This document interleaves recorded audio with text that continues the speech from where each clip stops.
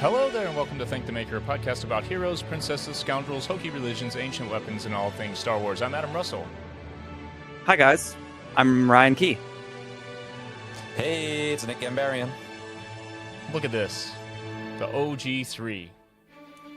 I know we are live streaming to YouTube, so I won't hang on this too long, but it did not work. So I'm going to end my stream on Twitch. We were trying to simultaneously stream tonight. But hey, if you end that, it might just start because it's giving me a message over here. So do that, and we'll try to sort this out. And you and I will talk on the side while Nick is doing Stolen Plans for Andor Season 2, Episodes 7 to 9, Block 3, using Tony Gilroy's terminology. I listened to a podcast with him. He was on Script Notes, I don't know, I guess like a couple weeks ago, right after the premiere. And he talked very candidly. I mentioned this recently. He talked very candidly about writing it and how originally it was supposed to be 5 seasons and how the pandemic ultimately saved him because, you know, he thought he kind of had it in the bag. Like, yeah, I did Rogue One, and, you know, we'll write this thing up. We'll get in the writer's room. We'll spend, I don't know, a couple weeks and knock it out. And then pretty quickly was like, oh, God, I think we're screwed. Oh, this is insane. I don't know how I'm going to do this. And then the pandemic hit, and he's like, oh, sick. So I can just go back and just sort it all out? And they did. What was he panicking about? The scope of everything, I think. So, like, he had a story and didn't realize there were, like, Star Wars implications? Like, canonical... He didn't say specifically, but I guess, like, he didn't realize how deep he should go, I guess, in a sense. I mean, I don't know exactly. I'll post a link. It's pretty awesome. It's like a 45-minute interview, and it's about screenwriting. So he gets kind of into the weeds about that, and it's really good. That's great. But yeah, Script Notes again is one of my favorite podcasts. It's highly educational and also very entertaining. Even if you aren't into screenwriting, they have a lot of good guests on, and it's an insightful podcast. So check it out. We did an immediate reaction last night on Instagram. We're on Instagram Live right now as well, so anyone who's watching here, come find us on YouTube. We had a lot of emotions, and I still have a lot, and I just, like, even taking these notes, I was choking up, like, over and over, watching these scenes as I was pulling audio and writing down quotes, and it's been intense. Ryan, you're popping in and out with the video, but if you're still there, you want to give us your immediate reaction since you weren't with us last night? I wish I could have been with you all for all of the coverage of this television program. I am so overwhelmed and blown away, and wish Mike was here so we could talk about his take on Rogue One ruining Star Wars, because I couldn't disagree possibly any more than I do. Not that I didn't see his point when he made it. Yeah. However, we're not the same people we were when we started. Yep. And this is everything we need. I don't even know what to say. I mean, these last 3 episodes were, you know, I felt like it was like when you talk about like the penultimate episode of a series, we got like a penultimate feature film. Yeah. And so I don't even know what to expect next week, but I do wonder if we've seen the peak, you know? Yeah, definitely. With the Gorman massacre, and like, just, man, Cassian, like, Diego Luna is just a gift. Like, just a magical human being, and he is playing the shit out of this role. And I don't know. It's asking me to do an immediate reaction. I've watched it twice. I watched all 3 episodes 2 times. I'm not good like you at taking notes because I just don't want to. I don't want to do that. I just want to. I want to watch it and listen to the music, listen to the score, and be immersed in it. You know. So I don't have like tons of bullet points, but it's being a fan of Star Wars for your entire natural born life. This is an experience like none other I've ever had. It feels like watching Return of the Jedi 500 times at age 10. Yeah. It feels like somehow that's an equivalent energy at 45. I don't know how else to say it. It's just it feels perfect. Everything about it feels perfect.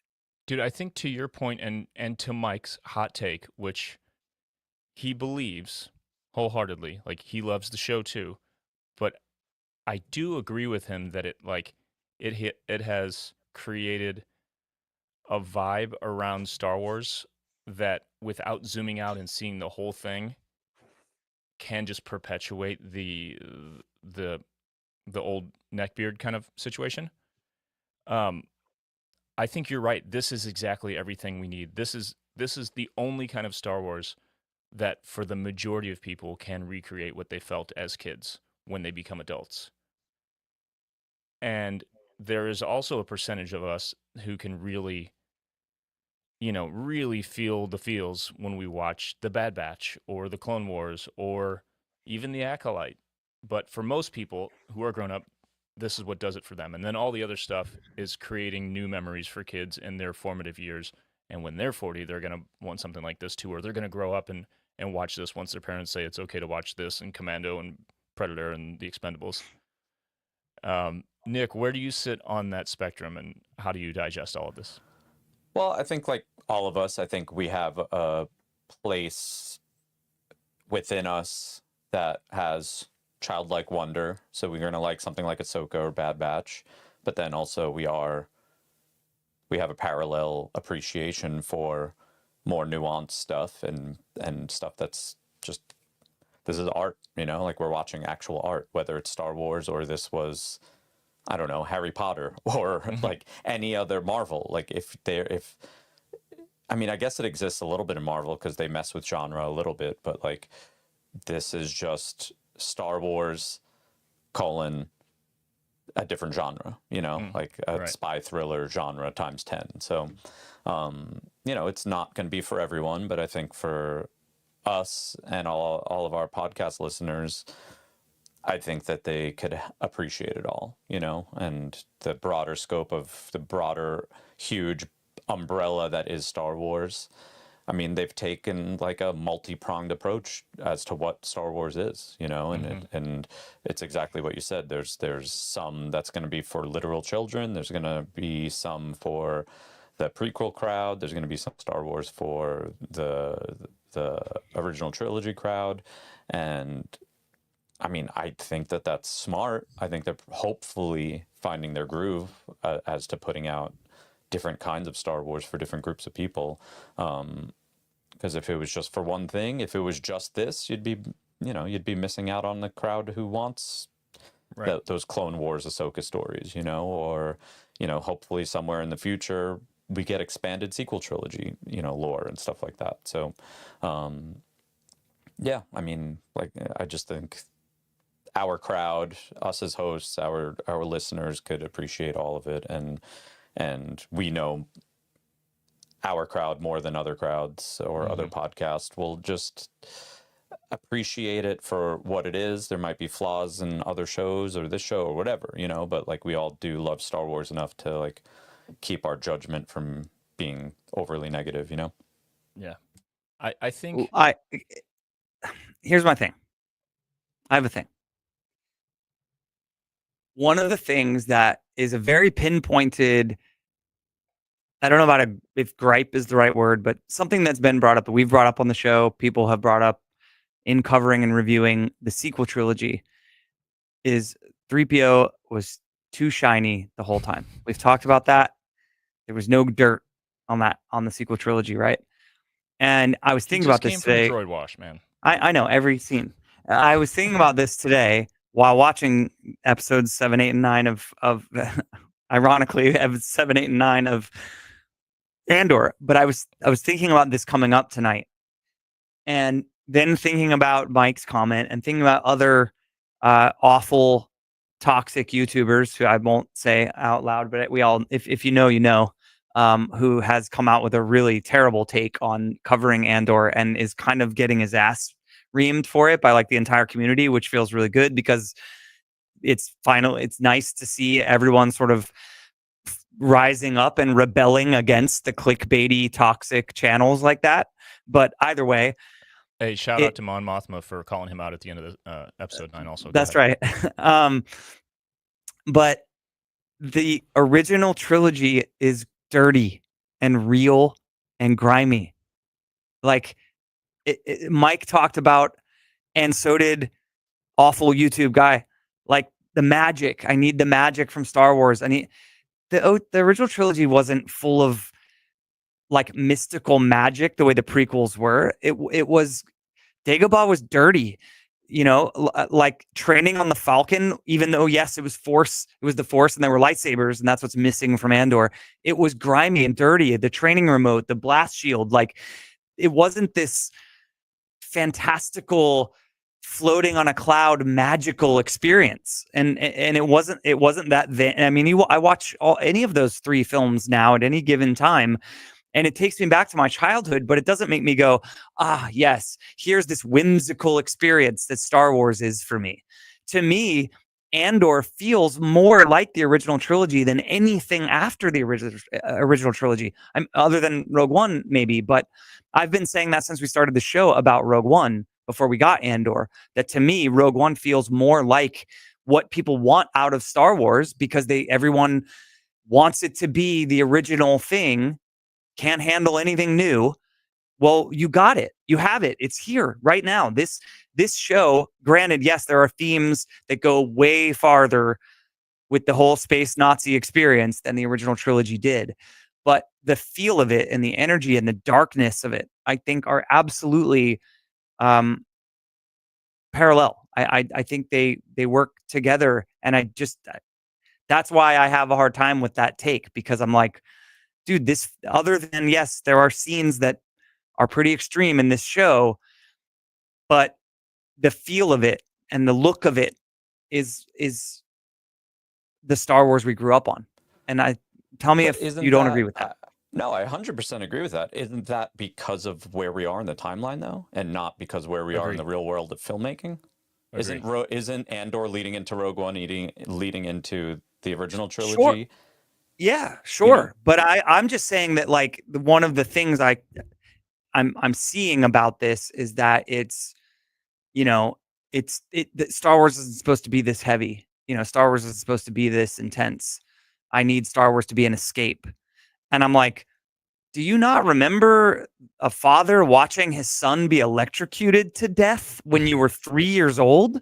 Like, what are you talking about? I mean, well, dude, we were watching serious, heavy, correct, scenes with major implications that were way above our heads when we were children, and now we're getting to see this as fully formed adults. It tracks for me, and it's exactly the Star Wars I want.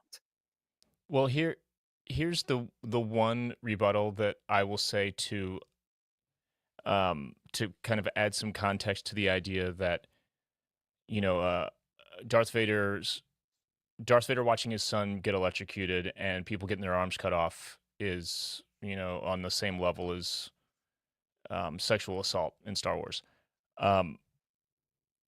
We've watched Wile E. Coyote run off a cliff. We watch people get blown up with goofy, slapstick-looking bombs. Inspector Clouseau and the Pink Panther, all this goofy stuff forever. We've seen that forever. Kids playing cowboys and Indians, guns and bows and arrows and whatever, and people die. Oh, you killed me. Oh, I'm dead. Those things are quite a bit different. Even Anakin showing up with the lightsaber, knowing that he killed younglings and saying he killed younglings, still, the sexual assault thing specifically, which is what Mike was getting at, is going to a different place. And I think... I acknowledge that. I just acknowledge that. I agree. A lot of people, maybe some folks who are listening or watching, and people who are commenting on that post, need to, especially dudes, need to get a woman's perspective on that before digging their heels in any further, because there's a lot more to it. And I left a long comment to one dude about it specifically. Well, to be fair, I'm not commenting on that scene specifically, I'm acknowledging that scene takes us to a new place, and that Right. it takes us to a very different experience in watching Star Wars. All I'm suggesting is it the level of intensity that I was experiencing as a 6-year-old, watching Luke being murdered in front of me Hmm. translates to watching what Bix had to go through at 45 in a way that like I want I want to see the struggle against the Empire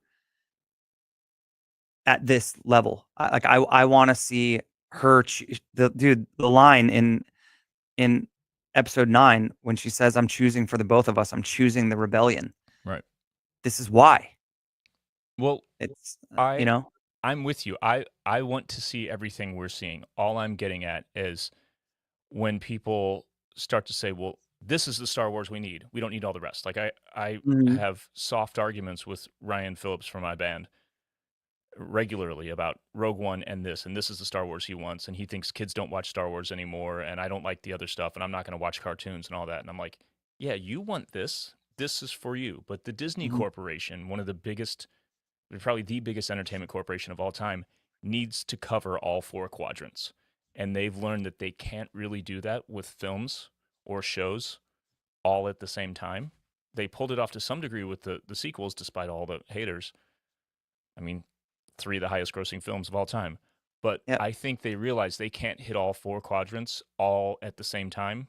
They can't throw with all the General Grievous arms and hit the bullseye with all of them at the same time. So they're giving everybody something. And if we can all just chill out and stop saying this part of Star Wars sucks, this is real Star Wars, that's not it, this is it, that's not canon, this is, and just look at it like all movies. And I'm speaking to the whole world right now. Just look at it like the full spectrum of movies and TV out there. I said this a couple weeks ago. There's no reason you can't enjoy Toy Story 4 and The Expendables 4. There's no reason you can't enjoy, pick another Pixar movie and Andor. There's no reason you can't watch Tales of the Underworld and this and either decide, no, this isn't for me, this is, I'll move on, or I respect that for what it is, but I prefer this, and not keep putting all the toxic bullshit out in the world, Well, because yeah, even if there we do want the gnarlier stuff, it still is an escape for us. So we should let it be that and be entertainment, and not just bring more of the there's a negativity difference into it. between telling or thinking you have the right to tell the world what Star Wars is supposed to be Right. and feeling personally that you do enjoy you don't enjoy that one, Exactly. And and and Mike's point like is, that's okay. It's okay yeah, to not love them all. It's okay to not like one at all.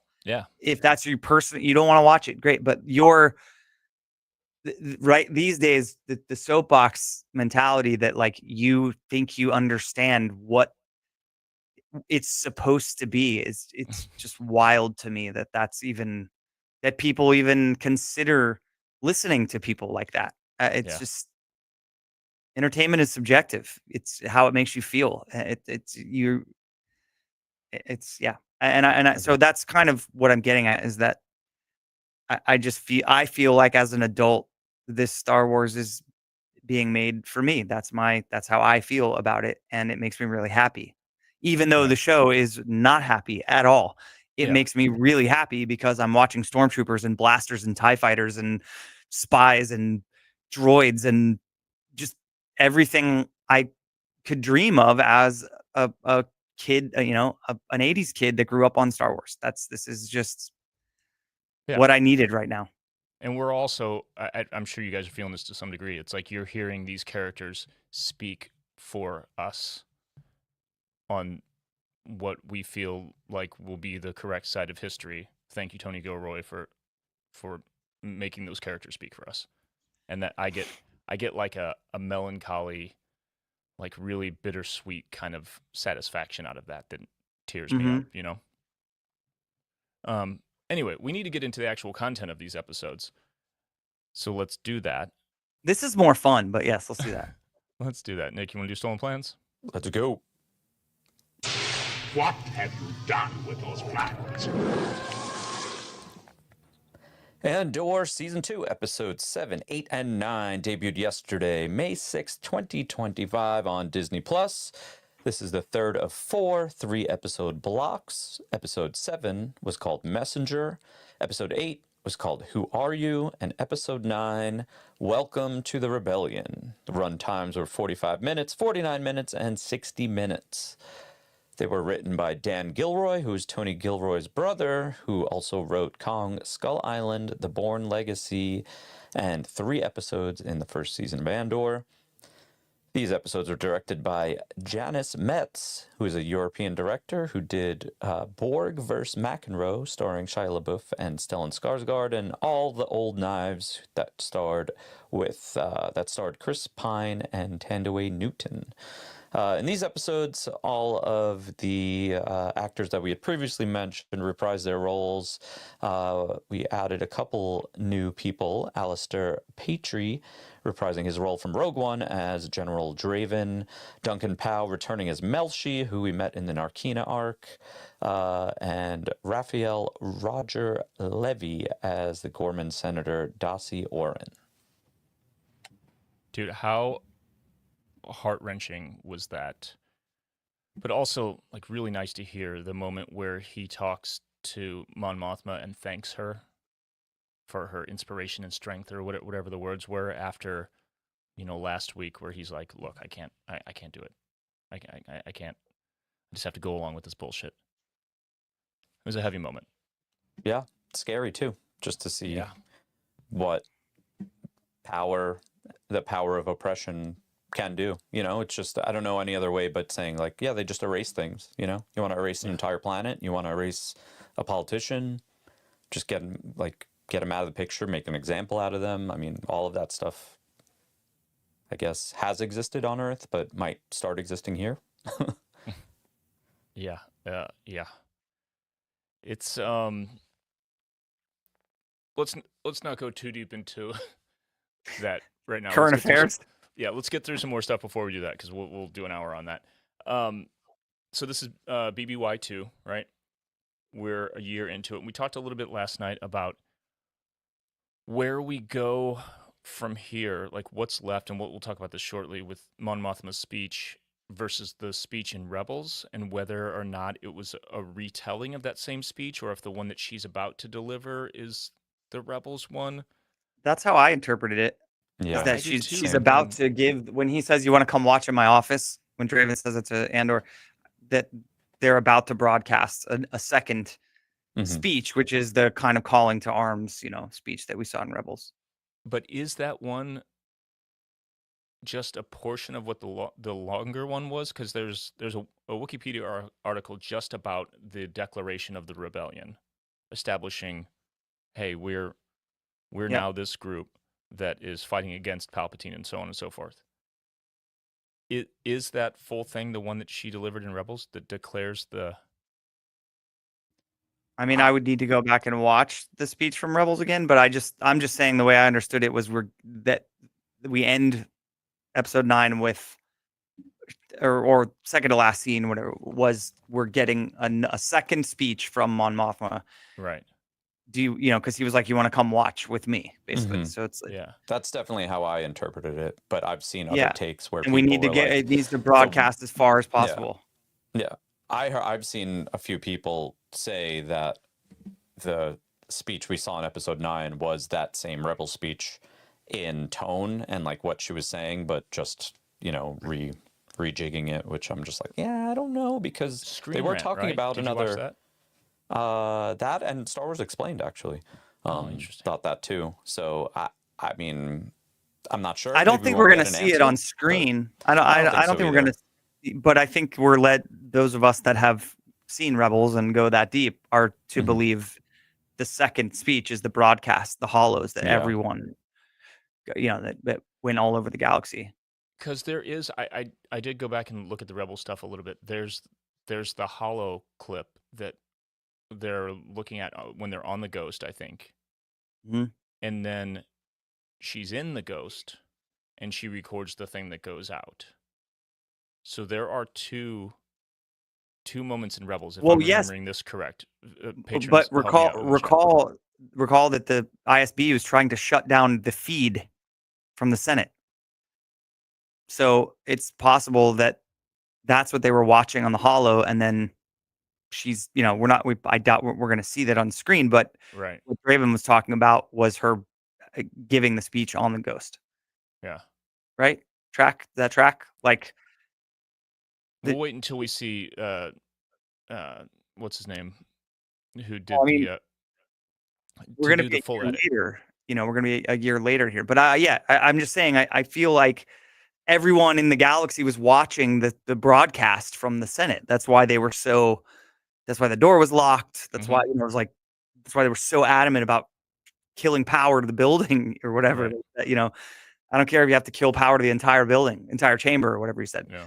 So I think there is another speech, which is what he was referring to towards the end of the episode, which is the one we saw her in person in Rebels. Well, while we're here talking about things going on in the Senate, we met the recast Bail Organa, Benjamin Bratt, last week. And Tony Gilroy said he basically wanted to just, in an arbitrary way, put it out there so people could talk about it for a week, get it out of their system. So his performance, Benjamin Bratt's performance, wasn't sullied by the shock of, oh my God, wait, this is Bail, Mm-hmm. So that said, how did you guys feel about Benjamin Bratt as Bail Organa? Did you just roll with it? Were you aware of it as it was happening? What was your vibe? Nick, go first. I mean, I definitely was aware of it, and my only thought is the only way it would have been better is if it was Jimmy Smits. Like I'm I'm like, it's fine. Like, he's playing the role. We've talked about this for years about the story. The story is what's important. Execution kind of can bum us out sometimes, or is, sometimes you have to ignore the execution and keep the canonical story going in your mind. Like, that's what you get excited about. So once again, I'm choosing to do that. But in a show that is so immersive and I'm living in it every second that it's on there, that took me out a little bit, because I'm like, that's not Bail Organa, Yeah. Like, so yeah, I'm not going to sit here and complain about it. He served a purpose. In a story sense, I was kind of on the fence about, like, Luthen was saying that Bail Organa's like team was not to be trusted, and in my head, I'm just like, does Bail know that? Are they like putting a wrinkle in here right now? Does Bail know? Like, is Bail bad? Like, what is happening? Because so much is happening in the show that is like repainting some stuff here and there, that I'm like, wait, it's just Bail's team, right? It's not Bail that is right is doing up to no good. So yeah, I don't know. The recasting bums me out in the sense of, like, I just wish it could have been Jimmy Smits, because we just recently saw him. I know it was 2 years ago, but that's recent to me. We just saw him in Obi-Wan. Like, for however much, I don't know if Bail is going to be in this last arc, but if he's not, you're telling me for a super important role, Jimmy Smits couldn't have filmed for a couple of days to do this? Like, it's, I don't know. He may be filming, like, the film of his life, about to get his Oscar right now, for all we know. Yeah. I thought there were some pretty nuanced moments in the performance that it seemed to me like he had watched Jimmy's performances over and over and over again. Mhm. There was like certain inflections in his voice and just the way he was carrying himself, that because as an actor, when it's almost like a biopic at that point for him, right? It's like he's playing a person who really lived, because that role's been around for so long and Jimmy has played it so many times. But you don't, if you're actually doing a biopic, it's so challenging, right? Because you don't want to just do an impersonation. But in this case, I think there's a little bit of leeway that makes it okay for him to do a little bit of impersonating, for us, so we feel more comfortable with what's going on. And I think a little bit of that was there. And I guess I'm grateful for that. And I think he was really, really doing a good job of respecting the role and the work that Jimmy's done to build the character over decades now. Because there were moments where I was like, oh, he sounds a little bit like him. He's walking a little Yeah. bit like him, you know? Yeah. I think aesthetically, like he has a very similar look. He's just a slimmer dude. And being exactly in this time, I think it's just slightly harder to accept that he looks a Yeah, little sure. different in that sense. But I forgot about it fast enough. Granted, I Me haven't too. watched anything with Bale in it very recently. So I kind of just rolled with it. And I mean, the costuming, the context they were in, the fact that Mon Mothma, obviously isn't what's her name from Return of the Jedi. Um, and she looks quite a bit different than she did when she was in, you go back to like the deleted scene of Revenge of the Sith. You think about, like Dumbledore and Harry Potter, like there are times when it happens and, it's sometimes easier when a person has a big ass beard to kind of hide it, but I thought it was pulled off about as well as you possibly could. It is funny though, now that both of Leia's parents are recast. Yeah. Moving on. So, generally speaking, I just feel like the show gets more beautiful every single episode. It's like there's a shot in every one that I'm like, oh god, that's the best shot I've seen yet. Oh no, that's the best one. And then we get to Yavin, and it like just looks even cooler than ever. Like we see all these new parts of it. It's really like it's just checking all the boxes. It's killing. I love it. Cyril dies, K2SO lives. Like they're just God. Ryan. I'm with you. Like how do they top this for the final three? How the hell do they do it? But I kind of thought the same thing last time. Last week. Yeah. So Yeah, I like what Ryan said too about like we've had with very recent Star Wars television, the penultimate episode kind of overshadows the finale. So Mhm. I don't know. That's kind of on my mind. Like maybe this was it, and the next arc is settling into Rogue One. But I don't know. Maybe not, because like there's not much to settle into. Like they're going to, like they're going into Rogue One, that's almost the finale, really. like right up to it, like as Gilroy said, and now seeing how everything's happening, it's like, oh whoa, yeah, they're gonna pull right up to that shit and park right on the edge. All right, let's get into some like deeper discussion about the specific things because there's so much to cover. We can't possibly talk about it all, but we want to hit a few things. We're going to skip Dan of Antiquities this week because there wasn't much other than the obvious, rebellions are built on hope, where that comes from, Cassian passing it on.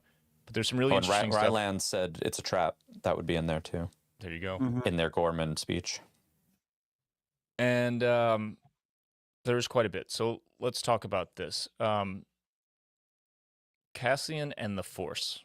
This goes back to the discussion that we've had many times where I hold firm that there are plenty of people in Star Wars who are Force users. Like I think would be categorized as Force users, but on such a lower level that maybe they weren't detected by the Empire. They don't think about it that way. They don't have any official training.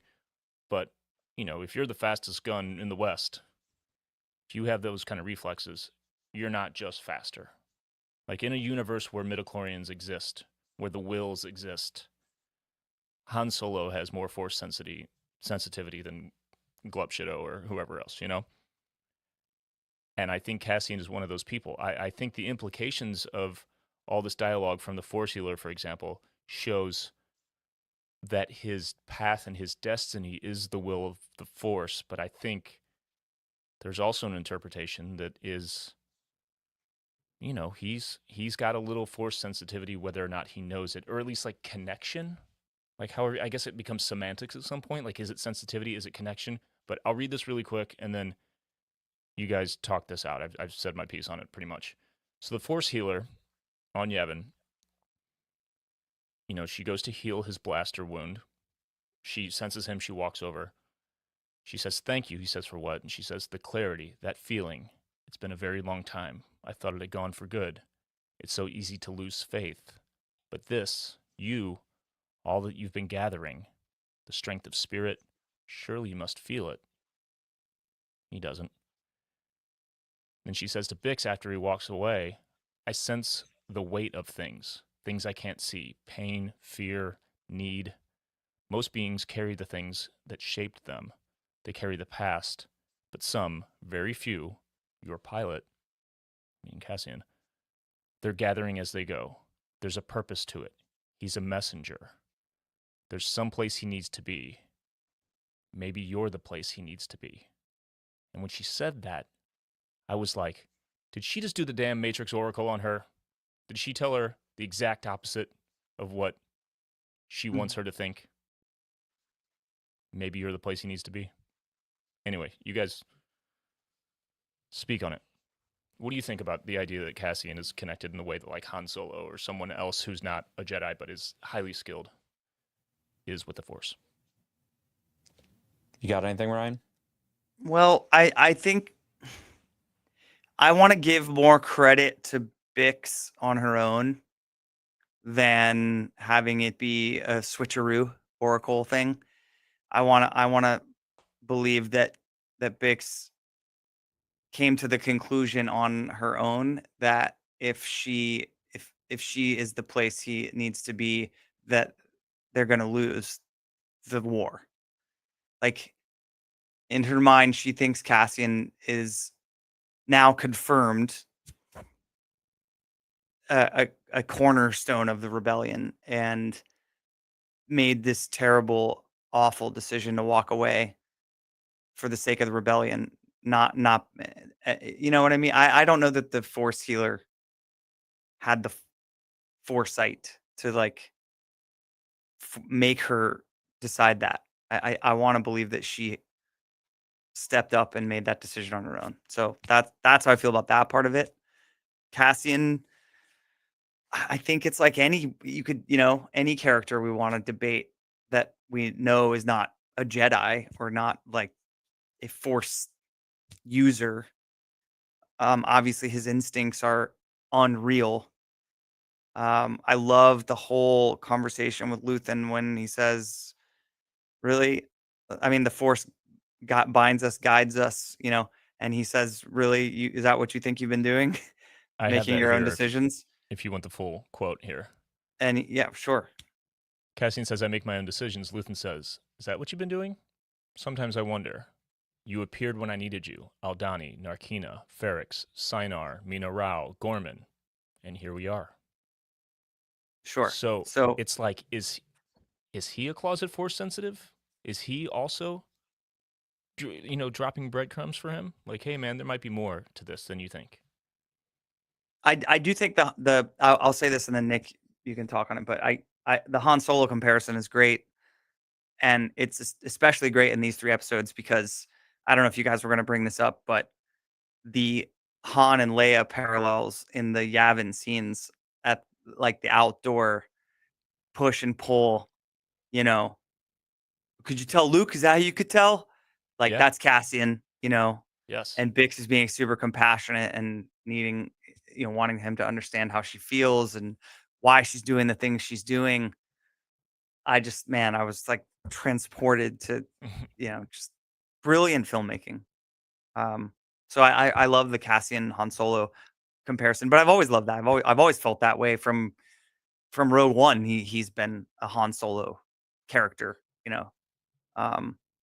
I think he was written with that in mind from the get-go.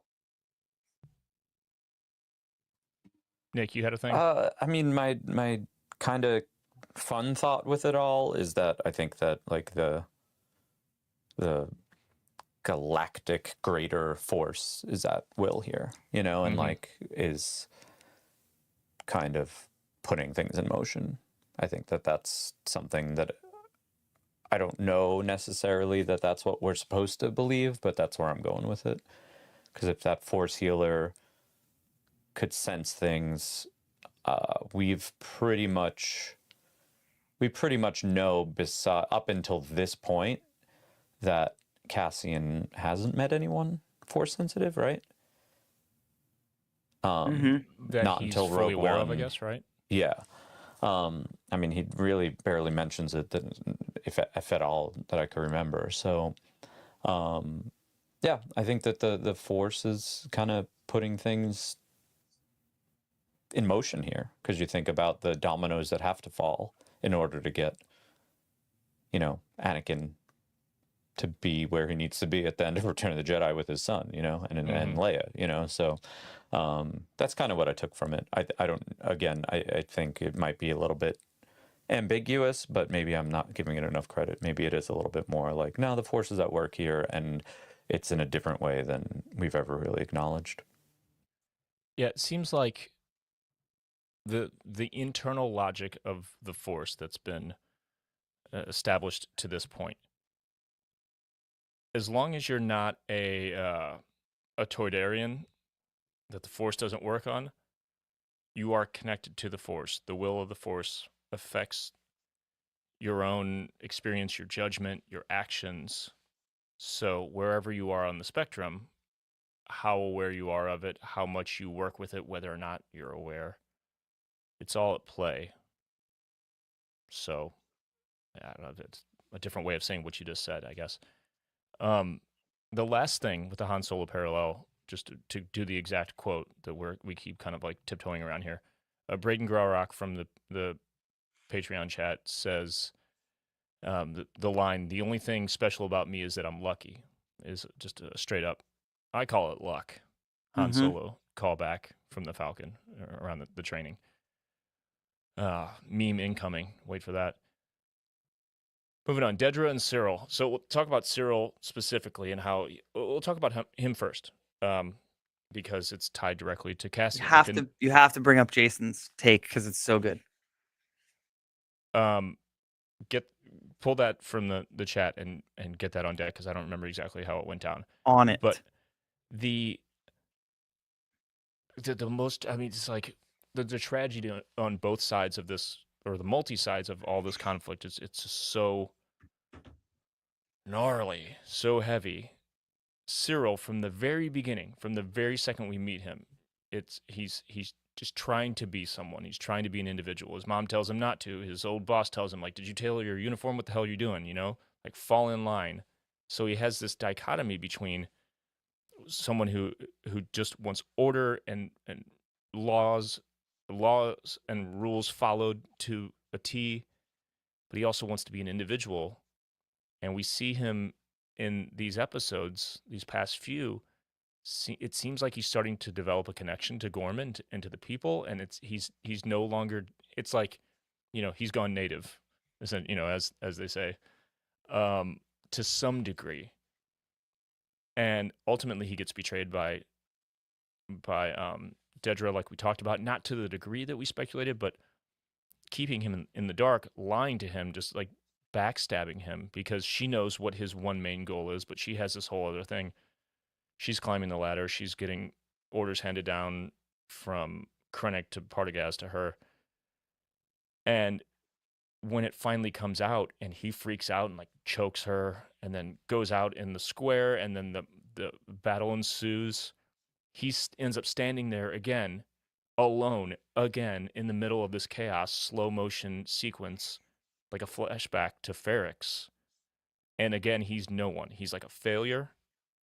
He, all this shit went down despite his best efforts. He's been betrayed by the only person that actually seems to love him, because his mom's a terrible piece of shit. And finally, this woman that he was obsessed with, seems to love him, and then just pulled the rug out from under him. And then he sees Cassian, and it's like, oh my God, this is my last chance to finally achieve some goal, to do something worth a shit. And then he just gets killed. Yeah, he gets in. It's a good fight, but he just dies an alone failure. Brutal. Well, I didn't. Jason, our amazing producer here at the show, texted thread, and I was just like, yes, dude, that's exactly it. The episode being called "Who Are You" is so significant because, and I'm just going to read it. Jason said, "Okay, check it out. I've been thinking about Cassian's 'Who Are You' before Cyril gets wasted. After Cyril had the entire trajectory of his life altered because of Cassian Andor, Cassian doesn't even know who he is. It causes Cyril to pause, rethink his entire miserable life, just enough to lower the blaster, and then boom. He truly realizes he's just a pathetic pawn, and his whole life was used to cause misery to himself and to innocent people. He's been obsessed with this one person for so many years, and that person doesn't even know who he is. It's so sad. Yeah. And it's just, I mean, it brings so much significance to the episode being titled "Who Are You?" Like, how do you choose a title for that episode, right? It's one of the most overstimulating, overwhelming, horrific hours of Star Wars ever. Like, the Gorman Massacre, like, what do you call the episode? And to pick that line has some real significance, I think. And I think the significance is Jason's point. Is there also a flip side where Cassian has to ask himself, who is he? Because he wants out, and we're getting ahead of ourselves here, but Bix forces him to embrace his identity as a leader in the rebellion. So he's asking himself, like everyone's kind of asking themselves, again, this is leading to episode 9 where everything really happens. Mon Mothma goes all in, but I think everyone's asking that question, but Cyril is clearly the most tragic, like by miles. Yeah. It's a little Thanos-y too. It's like, I don't even know who you are, like what could be more belittling than that, Right. God, brutal. And Kyle Soller just kills it. He's incredible. He's such a great actor. I like Both the of them. speed that this is moving where, and I think I expected this, but a main character, a major part of the story is gone, and we're moving on. I mean, there's no, we're moving forward another year. No one's going to talk about Cyril. That's it. He's out. He's gone. I mean, I don't know. Maybe there'll be a scene with Dedra where she's like, remember, maybe, but I doubt it. I think, with each person that's going to die, which in the next 3 episodes is going to be a lot of people, it's just going to be, they're gone. They're gone. I mean, that's the nature of war. It's the nature of the rebellion. Emotion becomes not relevant. You remove your feelings and continue on and soldier on. That's where that's the term. Follow orders, all that stuff. And so I just think it's amazing writing a show that we've all been hanging on the storyline of him and Dedra and his mom it's just for hours and hours of our life, and he's gone. That's it. Bye. Yeah. So many unceremonious deaths, just like in a pile of bodies everywhere. And more to come. Yeah. And you mentioned too, like just follow orders. Like Dedra is like a way more complicated character than we like kind of talk about here and there, because remember at the beginning of this season, she didn't want this assignment. She did not want to. So she kind of, in a way, I don't want to use the word that she was forced to do it, but she did it against her will to move up the chain of command. And then you think about the things that she said, the actress said at Celebration and in some other junket interviews, where she studied female psychopaths, and most female psychopaths, like real life female psychopaths, rarely commit the murder themselves. They get a man to do it.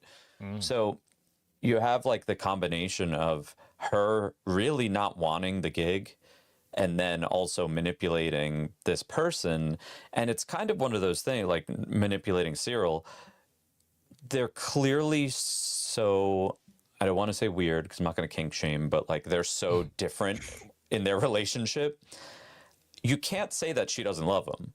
They just are in a different kind of relationship. So for her to use him, that kind of last conversation she was having with him where she's like, no, we're right there. We're going to have everything we ever wanted. Like, it's almost over.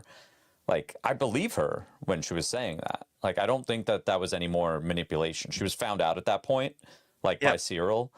So I think that she was believing, like, I had to do all this stuff so we could be together in our own, different kind of way, which it's all really complicated because it all happens. She got the gig and she pulled it off, but then you saw the panic attack afterwards, You know, like Yeah. it ate at her. So I'm interested to see where, you know, the final arc. Does someone like her die? Is she just in the ranks somewhere? Like, who knows? Maybe Yeah. she's on the Death Star when it fucking blows up. Who knows? Yeah. Yeah. She's also. It's interesting how they're both of a type of orphan. You know, Cyril. I forgot what the deal was with his dad, if that was ever mentioned, but he's orphaned himself from his mom as much as he can because she's so terrible, and she's treated him like, you know, like what's the evil orphanage lady in Matilda, you know, Mrs. Trunbill or whatever her name is. You know, she's just such a terrible mom. And then Dedra is from what did they call, what does she call it? A something block, Yeah. The Imperial something block. Kinderblock. You know, Kinderblock. That's right. yeah, they're she grew, they're not heavy-handed with the space Nazi thing at all. right, yeah, like, you know, grew up in orphans, so they're all like, they have these massive gaps in their like emotional, um, their EQ is severely stunted by their childhoods. So they like don't know how to love each other the right way. They want to be together, but they don't know how to Yeah. not act like crazy assholes to each other. And I guess let's just like put the cherry on top of this part of the conversation with the audio clip of the breakup here. What are we doing here? Following orders. How long have you known about all this? We can discuss this later. It's too late already. Cyril, please. You're gonna tell me what this has really been about? You're hurting me. And you are going to tell me what the mining ships are doing here? They're not. There is an armada up there. You couldn't even wait. Don't. You tell me it's a rumor, and I will throw you out that window. What have we been doing here? There's a stone. Something in the dirt here. They need it. It's the energy program. It's directly from the Emperor. It's something they can't do without. They need the planet. How long have you known this? We're going home, Cyril. We're going home as heroes. This began long before we got here. They've been planning it for years. They're doing this no matter what. You didn't seem to mind the promotions. Good luck, Dedra. Were you guys pretty blown away that he walked out? That was how it ended. That he walked out. Yeah. I was pretty floored. Like, oh, okay. Like, all kinds of thoughts were going through my head. Like, is Cyril going to join the rebellion? Right. You know, I mean, it was such an intense moment that was truly unexpected. Like, I don't know how I thought that fight was going to end, but not with him being like, mic drop, I'm out. But also, and I'll let you guys, you know, say what you think about this, but do you think that he was unfaithful to Dedra with the young woman from the Gorman resistance? When he meets her in the alley, she is clearly agitated, and he says in a not faithful to Dedra way, I needed to see you. Like, it wasn't Yeah. like I needed to have a meeting with you. I mean, I don't know. Maybe I'm reading into it too much, but I feel like it, you know, they've been working the whole time, and like he's just been grinding it out. Like, they're not living the Coruscant like happy Jetsons life that we saw in the last 3 episodes. And I think that's on purpose. There's a very different setting for their relationship where, you know, she's in the office all day and he is underground with the resistance all day. They don't have a connection anymore. And I got the vibe that he was sweet on, I forget what her name was, the character that played the character from the resistance whose father, you know, ended up killing Cyril, Right. which is Yeah. kind of rad too. But yeah, I don't know. I feel like he was already over Dedra in the first place, is I guess what I'm getting at. Well, I think the Gorman front woman was filling an emotional void. So you could say at the very least he was Yeah, emotional. whether it was physical or not, there was something there that Yeah. I just think he think was about how already so low the frustrated and bar fed up is. with Dedra. Yeah. Think Sure. about how low the bar is between Dedra and his mom. It's like, I think Yeah. that girl looked at me and didn't hate me. I love her. Yeah, exactly. Like the last girl that I loved, I had to like fight and stalk to get to stop kicking me to the curb. Yeah, brutal. And there's a great quote. It's in my way too. Oh, it's from the father, the head of the. I keep forgetting his name. The head of the Gorman Front. Rylands is his last name. I know that much. Rylands, yeah. He's pleading with his daughter to stop. You know, he knows it's going to go down, right? He says they're begging us to fight. We can't stay silent. And she says, we can't stay silent anymore. And he says, we'll be silent when we're dead. Dude, it's so heavy. It's so good. Just onto the Imperial plan here. Like the most, they covered it in that clip that we just played, but just how completely sinister it is. Like they literally set up like almost like a corral to contain everyone. It's a complete like Imperial human Rube Goldberg machine to just let everything start to bounce off each other. And then then Dedra gives the go-ahead, you may fire when ready. The damn sniper to fire the first shot at their own soldier to incite the riot. And that guy knew that was the plan the whole time. Yeah.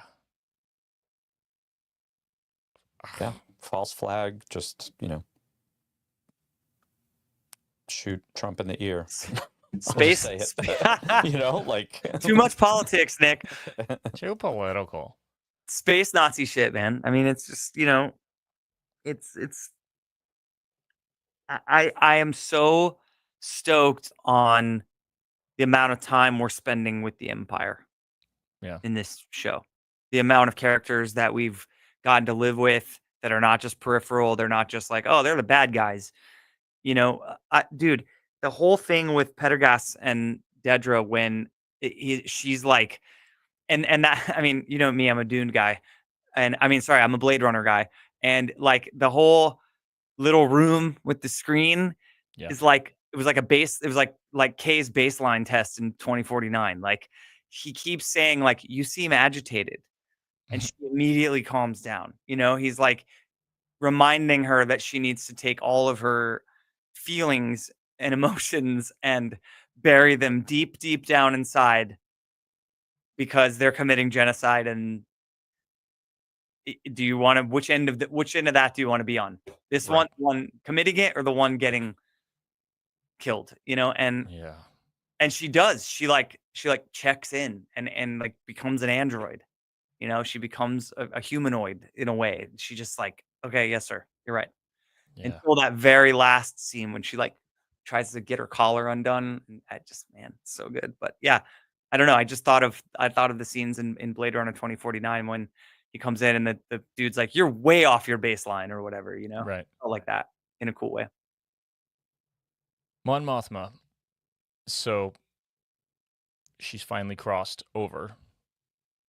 She is now, after the speech that she delivers, just fully in hiding, right? Like there's just no, like she's fully on the run, right? From what we know from Rebels and everything off screen, once this happens, she's a fugitive, right? Yeah, I mean, she was going to jail if she didn't run away. Like that was it, Yeah.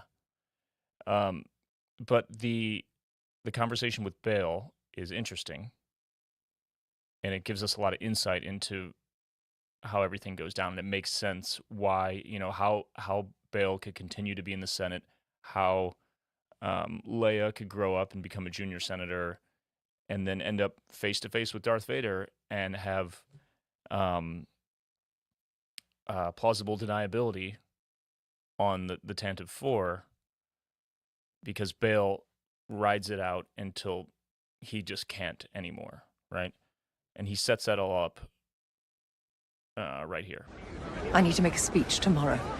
We need to speak out. We need to stand up and speak the truth. And then we need to leave. Both of us. We need an exit plan, and we need to make it now while we still have the time. We have a plan. That's not the issue. Then what is it? I'm not going anywhere.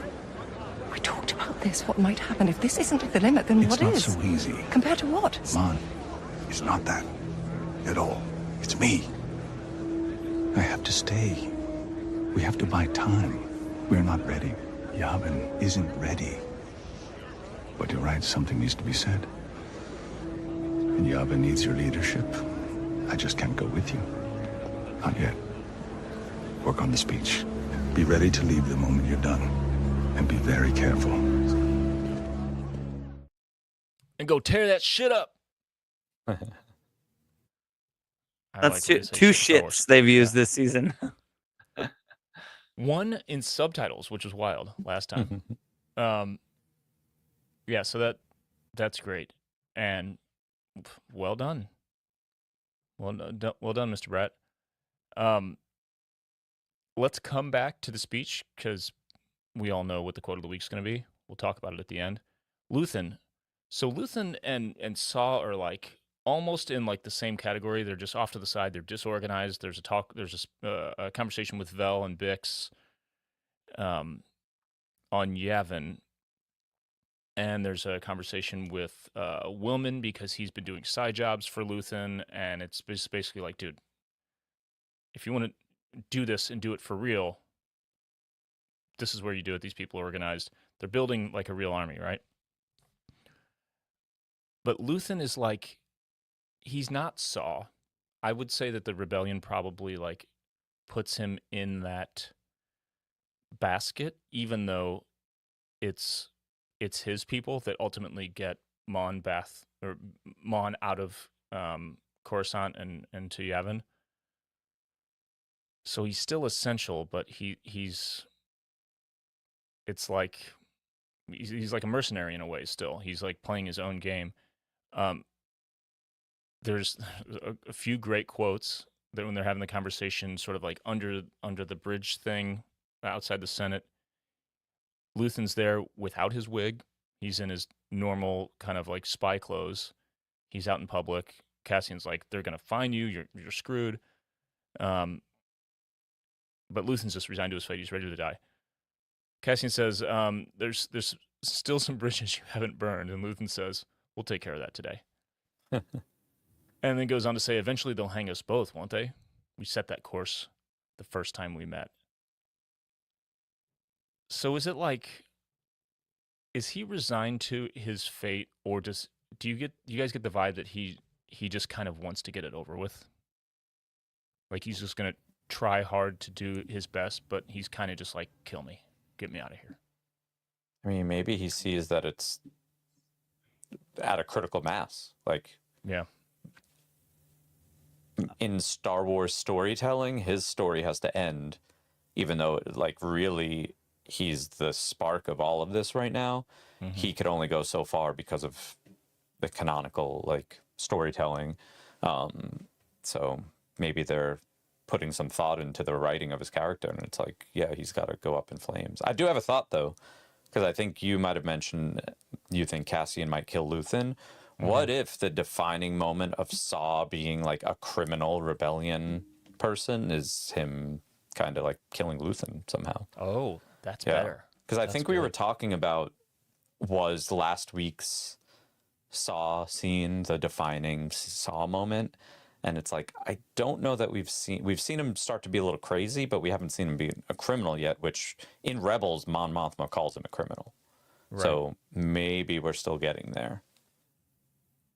I also think it could be as simple as Luthen has always he's always in one way or another talked about, playing, like doing your part, like staying in your lane. Everyone has a part to play kind of thing. Mm-hmm. And a lot of times that's literal theatrical parts to play when they're spying and wearing costumes and all, So I'm only putting forward that it could be as simple as like, we're not gonna know, probably. They wouldn't go this far into the exposition of it, I don't think. But, he's in contact with the highest. I mean, how is he not the highest? It's like, right? To your point, Nick, he's like the spark, that lit the fire, right? For all of this. So it's like whoever's on Yavin, whoever's the general, he's talking to all of them, and that's not his job. Coruscant is his job. Politics are his job. Managing all these senators and imperial uh, like plots and things he has to handle there. That he says no Yavin for me. That's a very determined, like that's not my role. I'm not going to be a grunt in the army on Yavin. I have to stay here. So I don't know how that plays into the theories of who kills him and how he dies, but I think it could be as simple as like his job is on Coruscant, not on Yavin. That's why he's staying behind, because that's where he belongs. It would make a lot of sense that Saw kills him, and that Mon then refers to Saw as a criminal, because when it finally comes down to it, the number of people that Luthen knows, he is Axis. Like, they've been after this Axis figure forever, right? So if they're that close, of course Saw's going to kill him. He's going to want him dead. And that would, of course, affect how Mon Mothma thinks about Saw. And Cassian showed some true allegiance, I think, from an emotional standpoint to Luthen in this episode. Yeah. For all the disagreeing they've had and all him saying, I make my own decisions. By the end of that scene, he was genuinely concerned and, you're gonna die if you stay here. Like, I don't want you to die. Like, I don't see I don't see it being Cassian now. Maybe before, when there was a lot, they had a rift going, but I feel like we had a real moment between the two of them in this episode that was like, I care about you in spite of all of this, and I don't want, if you stay here, you're gonna die, and I don't want that. And I think that was pretty clear in the writing and in his performance, showing some compassion and caring for Luthen. Here it is, maybe. Saw asked Luthen who his contact was, referring to Lonnie, right? He said something like, I have someone in the inside he doesn't know, blah, blah, blah, blah, blah, right? Something like that last week. So I wonder if Lonnie gets busted, that's going to lead to Axis. All of this will kind of like focus. Now that the Gorman thing's done, Dedra is back on the Axis thing, I would assume. Or there's going to be some kind of tip. Something's going to, maybe she will directly with Lonnie in the ISB headquarters put the pieces together. Lonnie leads to Luthen. Luthen would lead to everyone else. Saw maybe also put the pieces together on the rebellion side and was like, wait a minute. He's got to die. He's got to go. Because of Lonnie in the middle. Yeah. I like that. And you see how quickly Luthen disposes of people. Like, yeah. It might just be like Saw's there to kill him, and Luthen's like, yeah, I get it. I gotta go. Yeah. That would be it would be very on brand for him to just be like, go ahead. It's time. Like, great. If I stay alive, I'm jeopardizing the rebellion. I'm in all of that you just said, talking about Dedra getting back on Axis. I think because I already know what happens to Cassian Andor, and that's been the thing with this show all along, I'm not that interested in what happens to Cassian because I already know. I am so curious for these last three coming up to in terms of what Dedra's story is. Like, I can't. It could go any way, dude. She could turn on the Empire. She could just give up and die unceremoniously, like Cyril did. Like, it could be so many different things, and I'm so anxious to find out where the writing is going to take her character before the end. Yeah. Is there also potential? How long is Rogue One supposed to take? Like in the beginning of A New Hope, they say that like the Galactic Senate has been dissolved. So like that's also like that's just like such a throwaway line, but because since the prequels introduced like politics in Star Wars, like too much politics. Yeah. So it's like dissolving the galactic Senate basically is kind of a big deal with how much politics has been put into, like, I'm not talking about like real world politics, but like just senators and trade embargoes and blah blah blah, you know, Right, banking clans. Like, so it's like I wonder if we could see more of that. But that only makes sense if Rogue One takes is it compacted in a couple of days. I don't know, but I don't know how long Rogue One is. Um, Because if this Nicole goes right up Rourke to in Rogue the One, and then Rogue One goes right up to A New Hope, like that could be like a couple of days. You yeah, know? that's what Nicole Rourke is saying in the patron chat.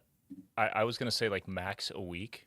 Mm-hmm. Like to your point about the very first scene where he kills that dude on Kafrene. Freen. The Senate could have been dissolved before Rogue One starts. If they Yeah. wanted to tell it that way and show the Mhm. complete breakdown of it all by the end of this series, you know. Yeah. Just because they don't mention it in Rogue One doesn't mean that it could, you know, Mhm. that it happened the minute Yeah. that we step onto the ship with Leia and then all the Mhm. Senate's been dissolved. Yeah. You know? Because that could be pretty hardcore to actually Yeah. see that get dissolved with everything that we've, all I the story think that that's is put into it. I think we're heading for peak imperial tyranny. Mhm. Whatever that means. We have to witness that in the final 3 episodes, because after that they go down. So, you know, I don't know what you level up after Gorman, but I mean, dissolving the Senate, that's one way to run for a third term, you know what I'm saying? I mean, there very well could just be a conversation about the Emperor's plans to dissolve, just the plans, just like they've been very sparsely dropping hints about what ultimately was going to happen to Gorman, what all this is going to lead to until we see it all play out in this one. It could be the same way with the dissolution of the dissolving of the Senate, you know, like the way that Krennic talked about it, like somebody on that committee there with the Spin twins and everybody else was like, the scientists are saying it could result in a complete collapse of the planet. It's like, well, if that happens, that happens. It could be that kind of conversation. Like, well, if we needed to dissolve the Senate, maybe that's what we'll do. Moving on, we don't need to fully see it happen because they just need to set up the pieces, and we see them knocked down with that one line as Tarkin comes through the war room on the Death Star. Could be a cool way for Bale to continue to be involved in in the Andor story, as it Right. is to go back to Coruscant and show some more inner workings of the Senate and how it's kind of come. I mean, they're already being surveilled by the ISB, like behind their backs. It's almost over, you know. Yeah. Speaking of that, real quick, this is not ISB, but just the Senate and Coruscant, the blue, like Senate officers, or Senate Imperial, whatever their titles were. The blue uniforms were so sick. And such a unique, like, oh, we know we're in a new place, and now the Senate is imperial, Yeah. I feel like I don't think we're going to do Den of Antiquities because we don't have any slides or anything, but we should do a big wrap up one, and we should really focus on all the new Imperial suits, armor, everything, all the new kits, because there's such a bigger spread now. There's so many more things. It's like there was a big box of Legos, and they just started combining shit, and there's all this cool new stuff. So we'll probably do that. I don't know, a week after next or something. We get a lot of stuff to cover though, because we've still got Tales of the Underworld. We've got the Light Magic Season 2. We got a lot of crap to cover, so we'll see how that shakes out. But good problem to have. it is, because we thought we were running out of Star Wars. Should we just do I Love You, I Know, and then we'll do bingo. We'll deliberate about the bingo cards with the patrons in the bonus segment? Yeah, I was just reminded too. Nicole Rourke just said something about the ISB's Fox News. Oh, yeah. I think it was in the episode 7, right? It was just there was a scene of the audio was 2 different newscasts, propaganda newscasts, Yeah. while Mon Mothma was kind of checking into the Senate. And that's just straight out of something like Born Identity or Mission Impossible or something like that, where the audio is like So good. kind of catching you up. It was The absolutely insane. voiceover But it also, montage. yeah. So like also just Tony Gilroy again, like not it's heavy-handed in a good way, but just showing how, you know, what role the media plays in all of this. You know, like to kind of frame the narrative to someone sitting at home on their couch about what's going on in Gorman. You know, it's like, oh well, it was on the news. These Gorman people are dickheads. You know, like that's just Imperial what's martyrs. happening. Yeah. Disgusting. All right. I love you. I know. Favorite moments, scenes, and quotes. Nick, do you want to give us some from the patrons before we give ours? Yeah, let me go back here. I think we'll have a couple that are aligned with them, but Physics Buddy Joe has the rebellions are built on hope. That moment with the, the concierge, the hotel concierge, kind of coining that line that Cassian uses in Rogue One. Julia, Sith Lady, says the whole "Who are you" sequence, which we've talked about, which is great. I'm reading through here. And Blue Guy 808 says, I just want to give a shout out to Benjamin Bratt for a job well done playing Bail Organa at first meeting. It was a bit jarring, but I got over it quickly. Now I completely bought it. He has our Bail going forward for the rest of the show, and looking forward to Jimmy Smits returning to the role if at some point in the future. How would you feel about that?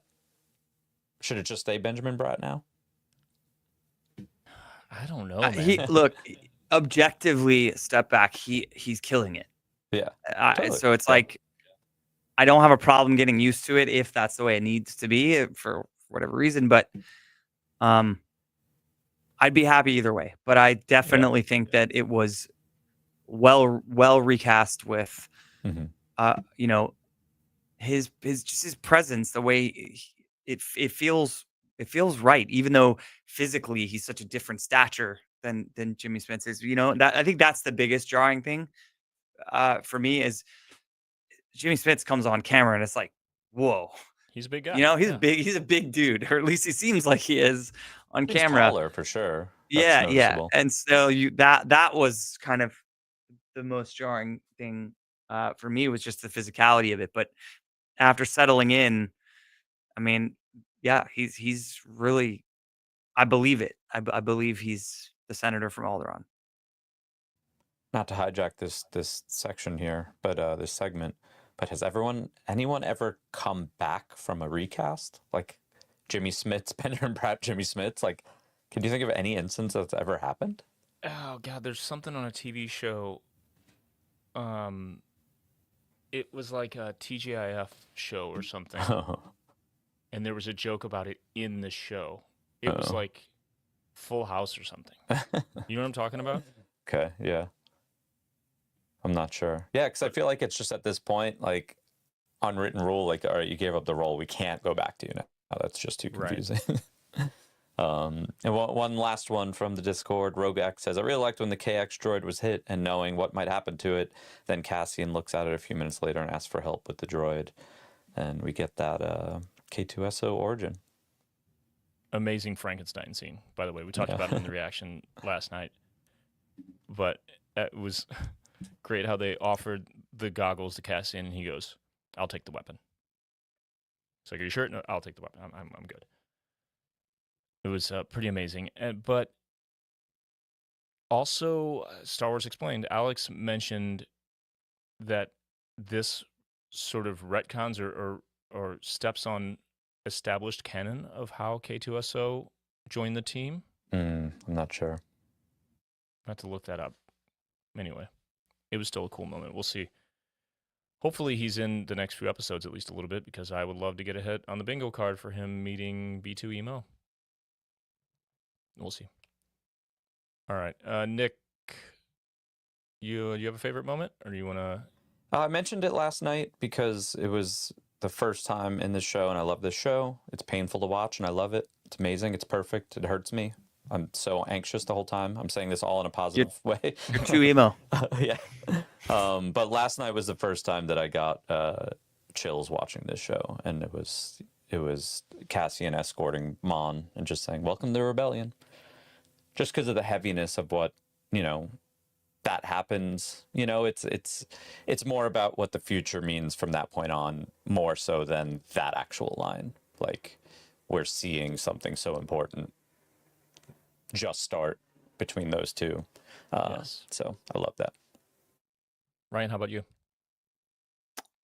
The letter reading scene at the end of 8, right? That's the end of 8.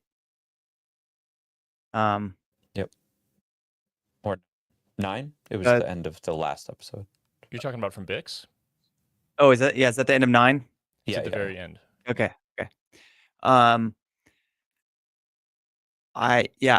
For several reasons, the cinematography was unreal. We were like jumping in time. Whoa. Sorry. There's like a You get an earthquake in Florida? No, but there's a gnarly thunderstorm. Oh. That was like right on my head. And I'm like at the garage with no windows in this new studio. I can't see outside, or it's kind of freaky. The cinematography was unreal, how we were jumping in time while the letter was being read, and then being the score sucker that I am, the music in that scene, and I'd have to go through it all because Brandon Roberts is scoring this season, not Nicholas Bertel, but he's using the themes that Nicholas Bertel wrote for season 1. And I don't remember if that super dramatic piece that's playing when the letter is being read and it escalates and gets more intense as Cassian's running towards the base. I don't know if that was in season 1, if that's a theme from season 1. I mean, I literally have to go scour the Or is it something from Rogue One, maybe? I think it's new. I think it's been in this season in kind of climactic final moments, or another climactic final moment. Again, we watching it one time through and then trying to remember it for this when I have a 1-year-old and I don't do this podcast for a living and I can't watch them 50 times and take notes. But either way, the score it enhanced that scene in the way that a score should, in that it was already, you could take the music out of that scene and it would still break your heart. And then the music was just perfect, dude. It was just, I looked, so my, well, I can't say that actually, because we're still not allowed to tell the world what the top secret projects that Brian and I have been. But my boss on that project was here in the studio watching last night with me, and he's a huge Star Wars person. And I just looked at him after that and I just said, "Man, I want to score a Star Wars so bad." And he was like, "I know, dude, me too." But I mean, that was just the way they were cutting from him reading it to her recording it to him running after her, and then that music, that piece going with it. One, I don't know, top tier, high on the list of scenes for me and Star Wars history. It's great stuff. I mean, just over and over in this show, top tier Star Wars, all-time Star Wars moments, over and over and over, including my favorite, the whole scene. But there's a specific part of the quote that I will point out after I play this quote of the week. So I'll play the quote of the week before the very end because it's relevant to my favorite. It was unanimous in the Master Jedi channel in our patron chat, because the Master Jedi tier, they've been choosing the quote of the week the past few episodes. We're going to stick with that going forward. I messaged it this morning or last night. I was like, all right, guys, let's be honest. The quote of the week is Mon Mothma's speech. Yeah. They're like, yeah, okay, yeah, it has to be, of course. So I pulled the majority of it, trimmed out the stuff as it cuts, to outside of her little Senate chamber, trying to get in the door and all that. So it's consolidated a bit, but I'll play it here, and then I'll call out my specific favorite part of it because it really speaks to me on a level that I will explain shortly. I believe we are in crisis. The distance between what is said and what is known to be true has become an abyss. Of all the things at risk, the loss of an objective reality is perhaps the most dangerous. The death of truth is the ultimate victory of evil. When truth leaves us, when we let it slip away, when it is ripped from our hands, we become vulnerable to the appetite of whatever monster screams the loudest. This chamber's hold on the truth was finally lost on the Gorman Plaza. What took place yesterday, what happened yesterday on Gorman was unprovoked genocide. Yes, genocide. And that truth has been exiled from this chamber. And the monster screaming the loudest, the monster he helped create, the monster who will come for us all soon enough, is Emperor Palpatine.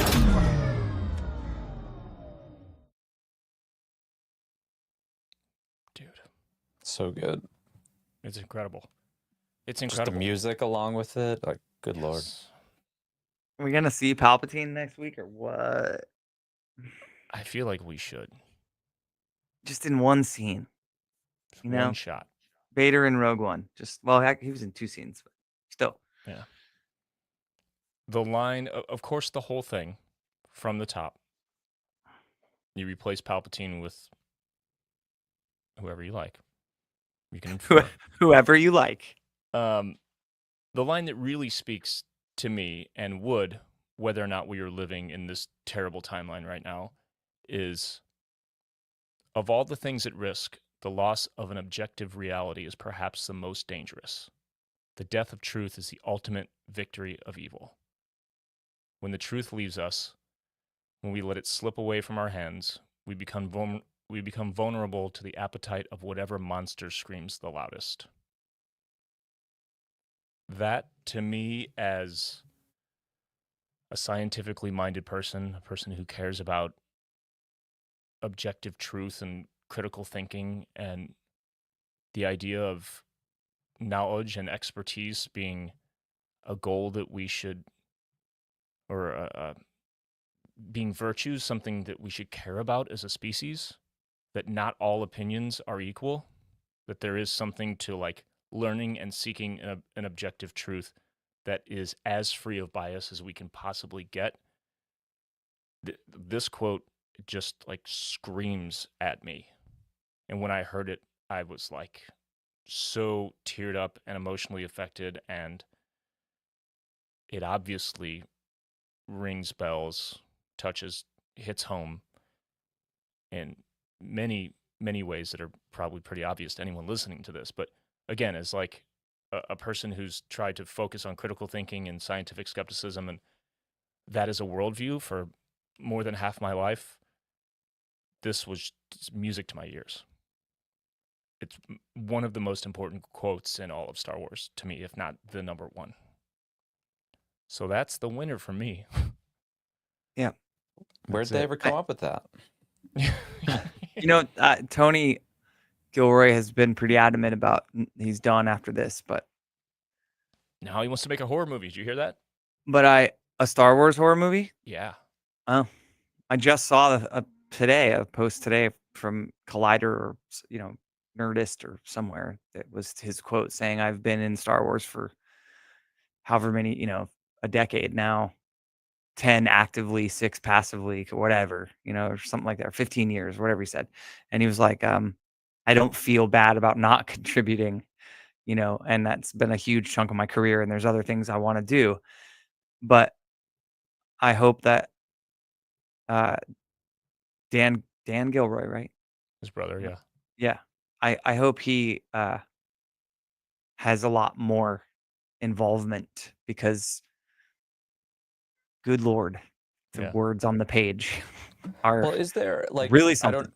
I don't know that we've gotten to the bottom of this, but clearly these are not Star Wars. This is not Dave Filoni writing Ahsoka. This is great critical writers, directors, filmmakers making Star Wars. There has to be who is in the room with them being like, here's how you do this in Star Wars. Here's how you do this in Star Wars. Here's this character. Like there's some sort of Star Wars like entity on like over them making what they write Star Wars. Like that should be the equation for something like this. You know, like get great writers, not get great Star Wars writers. Get great writers and then input the Star Wars, you know, into the writing. Well, Tony Gilroy that was going to be Stephen Knight writing the Rey movie, and then well, here we are. The thing with series that has become a thing in the past, however long, you know, since we've shifted to this era of television where it's not, you know, 22 episodes of an episodic thing. It's more serialized. It's shorter. Like the idea of a showrunner, of a producer who's a creative, a created by type of credit, who oversees everything, who doesn't get screenwriter credits or teleplay writer credits on each thing, because that comes down to percentage of what you've written, and that's all, you know, guild mandated rules for who's credited for what. They keep it together. So Tony Gilroy may have written this himself, but he doesn't get the screenwriter credit or the teleplay credit because it's not a big enough percentage. But he's still the showrunner who sits back and, to your point, says, yeah, I've done Rogue One. I did all this. Here's how we keep this Star Wars. And then he works, I assume, with the story group. And I'm sure there's Pablo Hidalgo popping in going, well, you got to think about this, how this affects this canon thing over here, and so on and so forth. Yeah, and if it's a comic book or a book, we're seeing those things being overwritten, you know, like more so in the last few years, which is like, again, fine. I mean, maybe I'd feel different if I read every single thing that Star Wars put out. And I'd be like, yeah, but I read that comic book. That's not how K2 and Cassian, you know, met. It's like, well, sorry. Most people haven't read that. Even Alex was like, yeah, I'm a deep lore nerd. I know. I got to get over it. Well, I mean, I think that part of that is that this is better. You know, like, so it could be the same thing with the Rebel speech, you know? Yeah, you can't argue that because this is so good.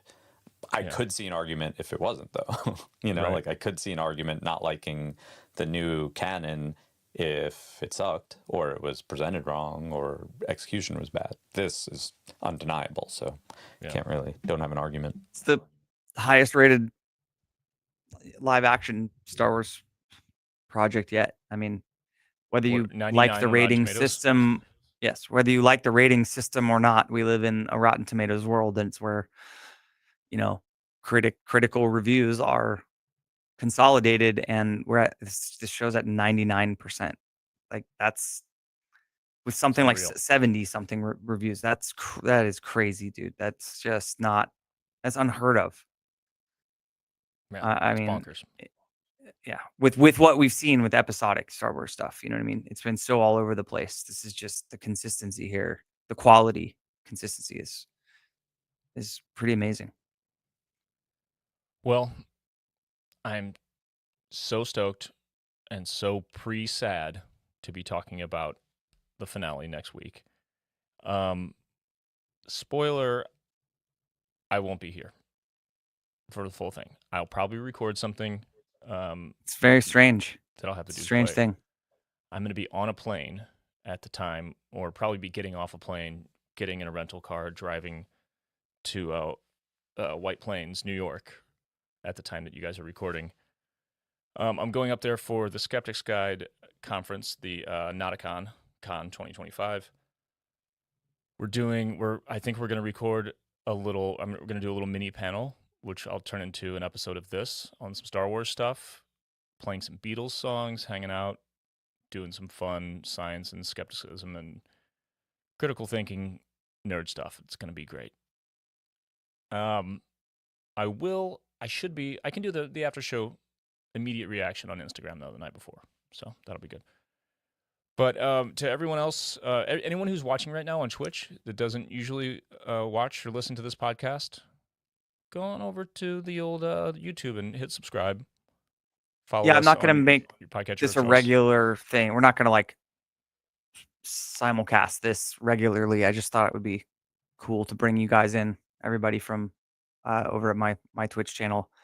We've done this a couple times, but yeah, I just thought it'd be a fun reminder. Like, hey, we do this fun Star Wars thing. If you want to come be a part of this community too, it's fun. It's a good time, and we're happy to have everyone. Also, if you're listening and you don't really watch us on YouTube, just do us a favor and just hit subscribe. It just it helps. We'd appreciate it. These things matter to us. They do matter. And patrons, we'll see you in a few minutes in the general stage on Discord. We'll go over the bingo card stuff. Everybody else, thanks for watching. Thanks for listening. And until next week, may the Force be with you.